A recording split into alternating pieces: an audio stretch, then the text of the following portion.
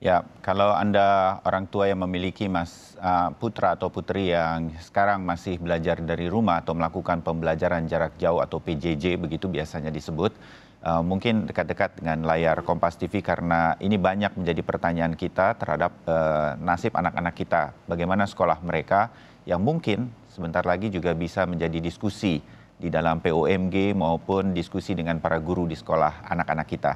Sudah terhubung untuk membahas soal bahwa Kemendikbud sudah memutuskan tahun ajaran baru tetap akan dimulai 13 Juli 2020. Tetapi ini bukan berarti membuka sekolah. Membuka sekolah nanti adalah khusus untuk sekolah dalam zona hijau. Ini juga kemudian menjadi pertanyaan bagaimana situasi keamanan dan protokol kesehatannya. Terhubung secara daring bersama kami pagi hari ini untuk berbicara mengenai hal ini, Wakil Sekjen Federasi Serikat Guru Indonesia atau FSGI, Mas Satriwan Salim. Mas Satriwan, selamat pagi. Mohon maaf lahir batin. Sama-sama Mas Bayu, selamat pagi. Assalamualaikum warahmatullahi wabarakatuh. Waalaikumsalam warahmatullahi wabarakatuh. Dan juga Komisioner KPAI, Komisi Perlindungan Anak Indonesia di bidang pendidikan, Mbak Retno Listiarti. Assalamualaikum, maaf lahir batin Mbak Retno. Ya, waalaikumsalam. Maaf lahir batin juga Mas Bayu. Ya, kembali lagi kita di situasi seperti ini, tapi ini penting buat anak-anak kita. Saya dengan Timothy tadi sebelum kita berdialog, ekonomi sudah dibahas karena penting bagi negara. Tempat ibadah juga, pariwisata kemarin Presiden Jokowi. Pendidikan kayaknya kita bertiga nih menjadi penting mudah-mudahan untuk kemudian kita bahas. Kemendikbud sudah melakukan konferensi pers secara daring kemarin Pak Muhammad Hamid begitu. Nah, keputusan bahwa dimulai tahun ajaran baru tanggal pertengahan Juli nanti. Kemendikbud sudah menyatakan ini bukan berarti sekolah kembali dibuka. Ini penting bagi masyarakat dulu. Tetapi hal-hal lain itu sudah mulai. Penerimaan siswa baru, penerimaan mahasiswa baru. Mbak Retno, tanggapan dari KPAI mengenai hal ini, karena saya tahu Anda terus berhubungan dengan Kemendikbud dan Kemenak mengenai hal ini. Apa mengenai hal bahwa dari keputusan Kemendikbud ini, Mbak Retno? Ya, tentu KPAI mengapresiasi keputusan ini. Artinya ini tidak memundurkan tahun ajaran baru, tetapi kemudian menggunakan ini tetap ya, semua proses tetap, hanya sekolah tidak dibuka. Dan ini sebenarnya sejalan dengan angket yang secara pribadi memang saya mengunggah angket untuk minta pendapat publik. Saya hanya ingin memfasilitasi kebijakan publik yang sedang terjadi ini, bagaimana pendapat masyarakat. Jadi membuka ruang partisipasi orang tua, siswa, dan guru untuk bicara. Yang mengejutkan adalah dalam 32 jam sejak itu diunggah di Facebook pribadi saya, itu saya cukup terkejut karena ada 196.000 orang tua lebih yang mengungkapkan pendapatnya, dan mayoritas orang tua lebih dari 80% memang menolak sekolah dibuka pada tahun ajaran baru ini gitu. Jadi Juli dibuka tuh mereka keberatan. Mereka memberikan beberapa usul, diantaranya September atau Desember. Nah ini sesuatu yang luar biasa. Tapi murid, kami kan juga nanya sama murid, ada 9.800 murid yang mengisi, dan uniknya kebalikan, mereka setuju 80% masuk sekolah gitu ya. Nah guru juga kami tanya, nah guru itu 60% setuju sekolah, tetapi 40% tidak. Nah ini menunjukkan memang PJJ seperti pernah kita bicarakan itu mungkin menjenuhkan, dan anak-anak pingin nggak lama-lama belajar dari rumah. Ya itu fakta yang menarik menurut saya. Ya. Nah memang di dalam keputusan-keputusan seperti ini mudah-mudahan nanti angketnya bisa lebih jelas kita obrolin begitu kalau memang nanti sudah ditutup begitu ya Mbak Retno. Tapi yang menjadi concern saya adalah walaupun Pak Muhammad Hamid kemarin mengatakan dari Kemendikbud bukan berarti sekolah dibuka, tetapi membiarkan keputusan kepada gugus tugas dalam hal ini kalau ada daerah-daerah dalam zona hijau boleh membuka sekolah. Nah, itu. Nah, ini concern saya. Apakah kita sudah mampu menerapkan hal semacam ini? Belum, menurut saya belum. Pakai masker aja masih ada yang ditegur marah kan begitu. Nah, hal-hal semacam ini yang saya khawatir sebagai orang tua begitu kalau boleh. Dan ini dibiarkan kepada pemerintah daerah? Dan menurut ahli penyakit menular, ya dinyatakan di banyak media kok. Mereka mengatakan tidak ada zona hijau loh di Indonesia saat ini. Semua zona merah. Nah artinya tidak memungkinkan. Lalu yang kedua, berdasarkan pengawasan yang dilakukan oleh KPAI sendiri, jumlah wastafel misalnya, wastafel itu Untuk cuci tangan ya? Iya, di sekolah itu sangat minim. Bahkan di Jakarta loh, apalagi daerah lain. Nah, kalau di Cina saja saat ini, mereka menerapkan di sekolahnya itu, ketika dibuka, zero kasusnya 10 hari. Lalu wastafel itu ada di setiap kelas. Dan setiap 1 jam itu dibunyikan bel, anak-anak cuci tangan. Karena kan anak-anak megang macam-macam selama di sekolah. Nah, ini kan penting betul juga pembiasaan ini dengan infrastruktur. Pemerintah harusnya saat ini mulai melakukan pemetaan. Kemdikbud nggak bisa menyerahkan begitu saja kepada gugus COVID. Justru harus menyiapkan agar gugus COVID juga mendapatkan pendataan. Jadi yang harus disiapkan sekarang oleh Kemdikbud adalah melakukan pemetaan dengan dinas-dinas pendidikan dan sekolah-sekolah untuk berapa infrastruktur yang siap saat ini dan berapa yang harus disiapkan demi melindungi anak-anak selama berada di sekolah. Jadi, itu, Mas Bayu. Jadi infrastrukturnya, kalau kita sebut tatanan baru atau new normal di dunia pendidikan kita itu seperti apa langkah-langkahnya? Ini Kemendikbud yang kemudian harus menurunkan begitu. Mungkin bekerja sama dengan Kementerian Kesehatan, begitu, Mbak Retno? Betul. Harusnya seperti itu. Termasuk kan hand sanitizer, sabun diwajibkan ada. Selama ini nggak ada loh sabun cuci tangan di toilet-toilet sekolah. Lalu kemudian bagaimana anak-anak selama di rumah nggak pakai masker. Sekarang dia harus punya budaya keluar dengan pakai masker. Itu nggak mudah, karena kita saja orang dewasa, kalau pakai masker kan merasa nggak nyaman, apalagi anak-anak gitu. Dan kita belajar dari negara-negara seperti Finlandia, Prancis, Inggris. Baru 2 minggu buka sekolah sudah ada yang terinfeksi COVID loh, guru maupun murid. Korea Selatan juga baru saja membuka sekolah dan ada yang terinfeksi. Nah, kita nggak ingin sekolah menjadi klaster baru. Dan kita ingin anak-anak kita ini terlindungi. Kompetensi bertahan hidup lebih penting saat ini menurut saya. Nanti kita sambung lagi ke sana. Saya pindah dulu ke Mas Satriwan Salim, Wasekjen FSGI.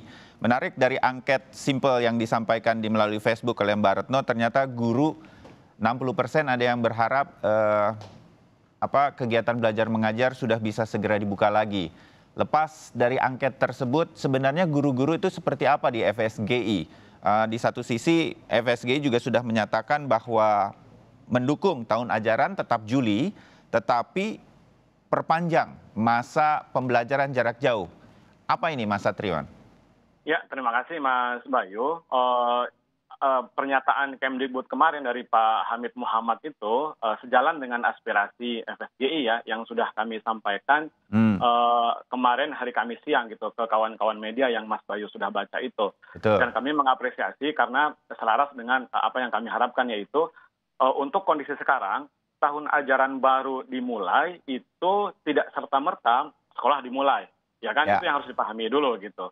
Bahwa tahun ajaran baru dimulai bulan Juli, tapi bagi FSGI untuk membuka sekolah nanti dulu gitu loh, karena kondisi-kondisi yang tadi dijelaskan oleh Marno juga, kemudian data dari IDAI tadi gitu, bahwa ada 3.324 anak-anak kita yang statusnya PDP, ya kan 584 positif, yang meninggal karena corona ada 14. Nah, itu ada 68 juta kurang lebih anak-anak kita yang dirumahkan, ya kan, atau pembelajaran PJJ tadi. Tapi ingat, ada 3,2 juta juga guru gitu kan, ditambah lagi tenaga kependidikan, ya kan, ditambah lagi ada pegawai sekolah, ada keamanan, ada orang kantin, ya kan, ada orang tua juga yang datang ke sekolah. Bayangkan Mas Bayu, di satu sekolah yang anak Mas Bayu itu sekolah, itu hampir 1.000, ya kan, karena sekolahnya sama dengan saya kebetulan. Jadi hampir 1.000 yang datang, belum lagi orang tua yang mengantar. Nah, seandainya itu terjadi di zona yang katanya merah itu, ini kan berbahaya. Makanya bagi FSGI untuk keselamatan siswa 68 juta, itu kan size yang sangat besar sekali, dan 3,2 juta guru ditambah orang tua yang mengantar, ya kan, dan seterusnya tadi tenaga kependidikan, maka lebih baik kita undur saja, kita perpanjang saja, yaitu memperpanjang pembelajaran jarak jauh. Apakah 1 semester ke depan, atau setidaknya sampai pertengahan semester, Mas Bayu, yaitu bulan September gitu kan. Nah, tentu dengan catatan-catatan, misalnya FSGI memberikan catatan, kami sampaikan yang pertama adalah selama ini kan PJJ ini relatif lebih melayani anak-anak kita yang akses terhadap gadgetnya bagus, terhadap gawainya bagus, punya jaringan internet, ya kan. Tetapi anak-anak kita di daerah-daerah khusus, kemudian nggak usah di 3T deh, ya kan, di Kota Bogor misalnya 11% masih offline atau luring, kemudian kawan-kawan kami serikat guru di Bima itu, di Kabupaten Bima, mereka justru mengajar ke rumah-rumah gitu kan, karena nggak ada jaringan internet. Ya kan, oleh karena itu bahkan mereka membantu anak-anak murid mereka itu dengan sembako. Nah, ini kan juga harus dilayani. Jadi supaya anak-anak kita tidak tanda kutip tadi yang seperti Marno katakan tidak stres gitu kan, maka guru-gurunya harus didampingi oleh Kemdikbud, ya kan, termasuk oleh pemerintah daerah terkait apakah itu pelatihan dan seterusnya, agar PJJ yang 1 semester ke depan itu bisa menyenangkan, kan begitu. Ketimbang memundurkan tahun ajaran baru seperti yang saudara kami katakan, organisasi guru yang lain, berarti 6 bulannya kosong, mungkin lebih stres lagi, nggak ada kegiatan apa-apa kan, gurunya juga tidak ada kegiatan, dan ini berimplikasi terhadap psikologi siswa dan tentu terhadap sekolah-sekolah swasta. Gitu. Ya, singkat sedikit Mas Satriwan, saya ingin mengambil dari sisi guru begitu ya. Ini kan bukan peristiwa yang sudah dipersiapkan sebelumnya, tiba-tiba seperti jentik jari, kegiatan belajar mengajar tiba-tiba harus daring begitu, harus online. Sempat nggak kita sampai bulan Juli nanti, pertengahan Juli ini, mempersiapkan sesuatu sehingga guru lebih siap untuk memberikan materi secara daring dan non-daring untuk beberapa daerah yang online-nya atau internetnya kurang begitu. Sudah sampai mana ini persiapan-persiapan? Kita kan nggak bisa bergantung pada masing-masing sekolah. Ada sekolah yang mampu melakukan sesuatu dengan cepat, ada yang tunggu perintah gitu. Ada yang tunggu gimana juklaknya gitu. Mas Satriwan. Betul, makanya kami meminta dalam hal ini kepada Kemdikbud, termasuk Kemenak ya, dengan birokrasi sampai ke bawah, bisa mempersiapkan segala infrastruktur tadi yang tadi dikatakan. Misalnya begini Mas Bayu, sekarang itu kan sekolah-sekolah negeri misalnya, fokusnya 2 loh sekarang. Satu terkait dengan PPDB, ya kan, penerimaan peserta didik baru kan, yang proses sudah berjalan Mas Bayu. Betul. Ya kan. Nah, ini juga ada risikonya loh, jangan salah, karena menurut data Kemdikbud, hanya 47% sekolah yang melaksanakan PPDB daring. Berarti 53 luring dong.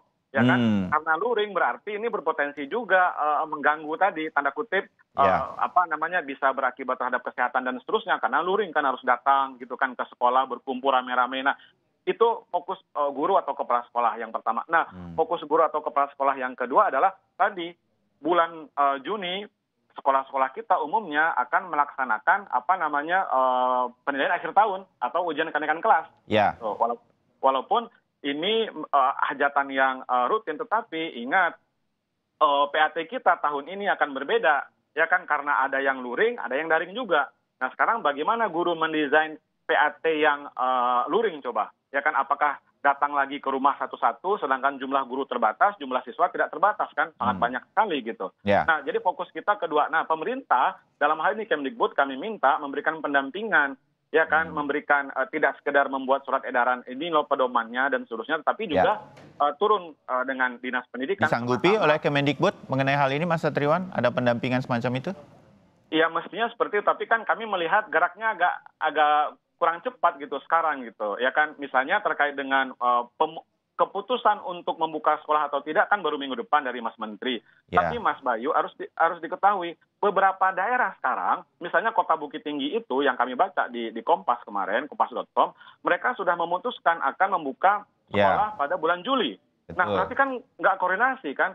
Nah, Jakarta kemarin kita baca keputusan resmi dari Pemprov Jakarta mengatakan bahwa sekolah tidak akan dibuka sampai COVID-nya aman. Artinya sampai kita mungkin zona hijau semua, coba. Artinya karena Kemdikbudnya agak lama dalam berkoordinasi, dalam memutuskan gitu, maka yang terjadi daerah jalan sendiri-sendiri. Nah, ini yang nggak kami harapkan, karena nanti implikasi terakhirnya ada di guru, di siswa, dan di orang tua. Yang bingung nanti gitu. Betul. Nah, ini memang kita tunggu ini koordinasi semacam ini. Lebih baik kita segera rame-rame begini kita kroyok gitu, ada kepentingan KPAI, anak-anak juga dengan orang tua, guru juga seperti apa. Karena waktunya tinggal 1 bulan lagi Mas Bayu. Waktunya tinggal sedikit, itu dia. Dan yang fokus kita 2 tadi kan, PPDB sama PAT tadi kan, kenaikan kelas. Oke, saya ingin kemudian tahu setelah jeda sebentar, bagaimana kita atau usulan-usulan dari Mbak Retno di KPAI, Mas Satriwan di FSGI kepada pemerintah supaya didengarkan begitu, mana yang jalan terbaik agar kita semua bisa memulai tahun ajaran ini dengan efisien. Paling tidak kita mulailah begitu dalam situasi darurat begini. Setelah jeda kami segera kembali.